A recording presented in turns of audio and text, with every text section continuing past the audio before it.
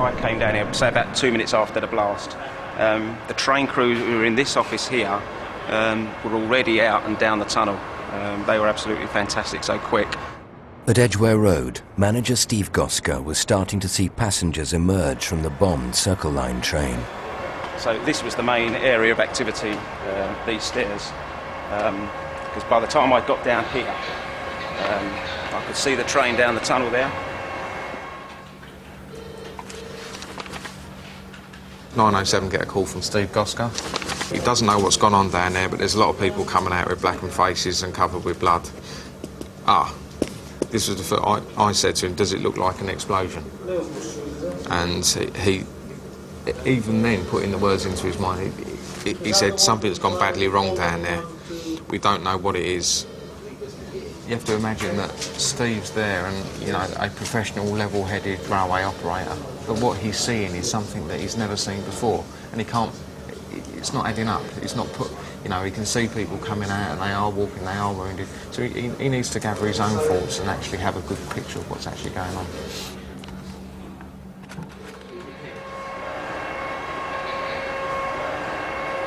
They were walking along the edge of the wall there, very orderly, but obviously some quite bad injuries, very burnt sort of faces and cuts and bruises. There's very narrow gangways between each car. There's a lot of trip hazards, which is what, you know, impressing on people all the way while we were getting them out, that, you know, go slowly, you know, watch where your feet are, you know, that sort of thing. And it's a very narrow, rickety staircase in the front of the train, and so it takes quite a while to get people out, so there's no way really we could have evacuated people any quicker. Gary still had a long walk ahead of him from the platform at Russell Square. The train is approximately 650 metres from our westbound platform, so it took us quite a while to get there. The further we went into the tunnel, the harder it was to see, and at one point we couldn't see further than a hand. 5 minutes later, he reached the train. And it's a sight I'll never forget for the rest of my life when I got in that first carriage. The roof of the train was completely gone. There was very seriously injured people and parts of their limbs missing, obviously fatalities, things like that. I just walked to the people who I thought needed my help the most. Not that I could do a lot, but I just gave them reassurance, spoke to them, told them not to worry. There was help on the way, please bear with us, there are people coming. This lasted for approximately 40 minutes. I was down in the tunnel on my own. Because I was at the back of the train, we were all taken out down to King's Cross, and there were these two enormous blokes who just heaved people up the, you know, from this very deep, you don't realise how deep it is. So to see the underground staff was enormously reassuring, and they were so calm, even though they didn't know what the hell was going on.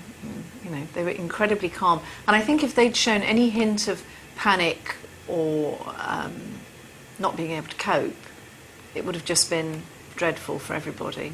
It would have kicked something off. We'd known by now that we had 3 incidents, all reporting large explosions. And this is the first time we think, well, this is terrorist activity. We decided from then we go to Code Amber. London, the whole network's closed, I'm afraid. Code Amber is an emergency procedure in which the entire underground network is evacuated by the quickest possible means. This was the first time many passengers above ground were aware of a problem.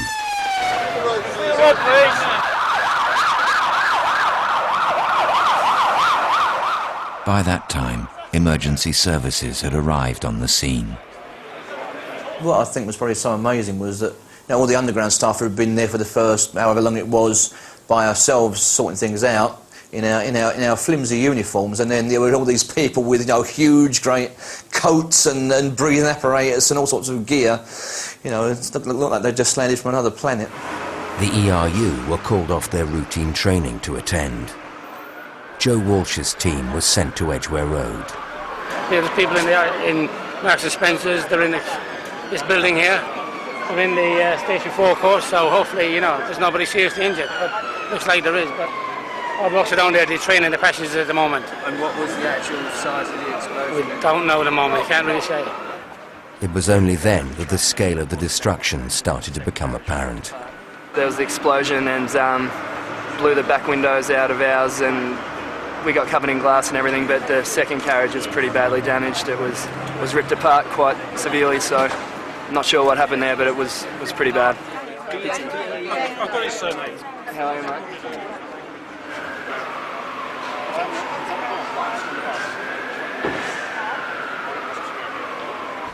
The area there was just like a battleground. There was people everywhere, all over the floor, covered in blood and what have you. And we had station cleaners here actually pouring cold water on people's burns. That's just the level of things we were dealing with here.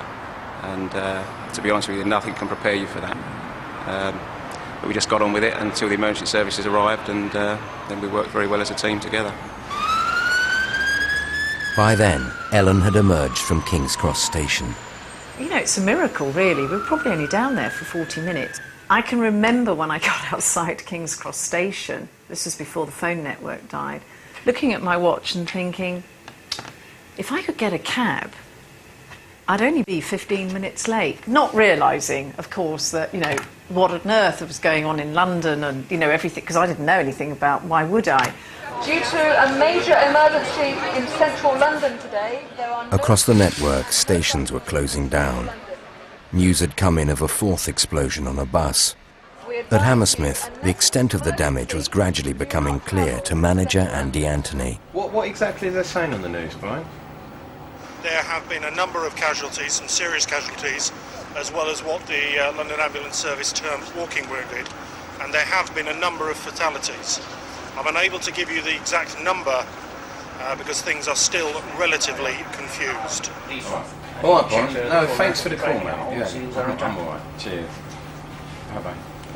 Yeah, if you look at the map of where the blasts have come from, then it sort of points that direction, doesn't it? Coming more this way. So, yeah.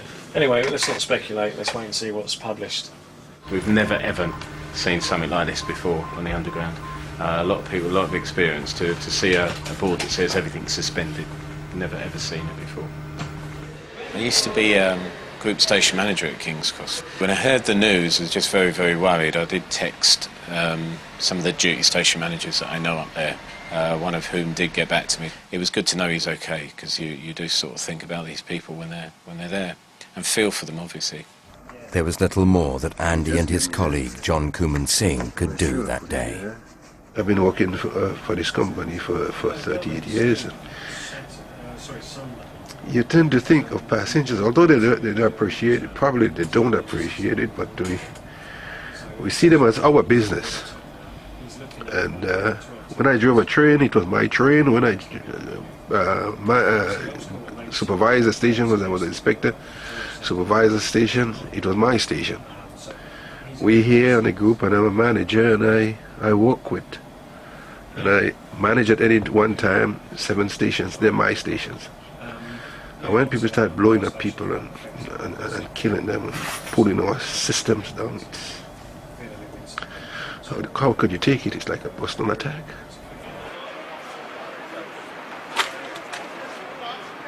Chaotic to start with, extremely well managed by all the emergency services thereafter. At all 4 stations, ERU teams worked around the clock to recover the damaged trains. There was bodies everywhere, some holes, some not.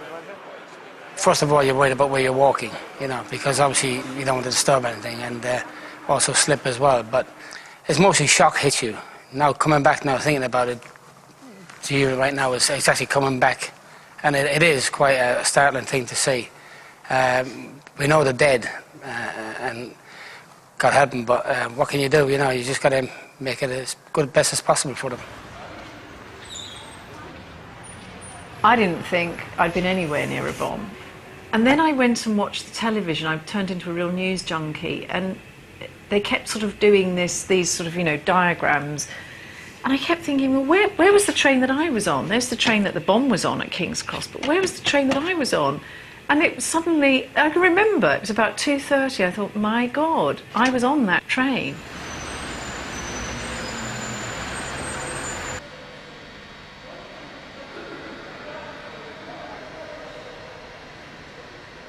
When you come back up into the ticket hall area and you speak to the councillors after, and they say, think about how many people you have saved.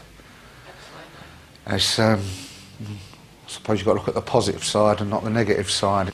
We've got a job to do, and we do it to the best of our ability, you know, and I hope we did do a good job on the day, and I hope we don't have to do it again, but if we have to, I think we'll all be here, won't we? Yeah. They didn't stop and question about their own safety at all. They just, all they wanted to do was help. That's all they wanted.